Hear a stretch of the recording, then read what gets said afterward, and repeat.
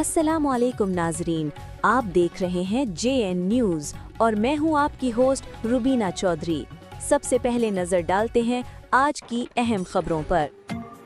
Report शामिल करते हैं हब लसबेला से। आज हब लसबेला सिविल सोसाइटी का फ़कीदुल मिसाल इजलास हाजी रमज़ान शेख साहब के फार्म हाउस साकरान में मुनक़िद हुआ, जिसमें सिविल सोसाइटी के मोअज़्ज़ज़ नौजवानों और बुजुर्गों ने बड़ी तादाद में शिरकत की। इजलास की बाकायदा कार्रवाई का आगाज़ अल्लाह ताला के बाबरकत नाम से किया गया।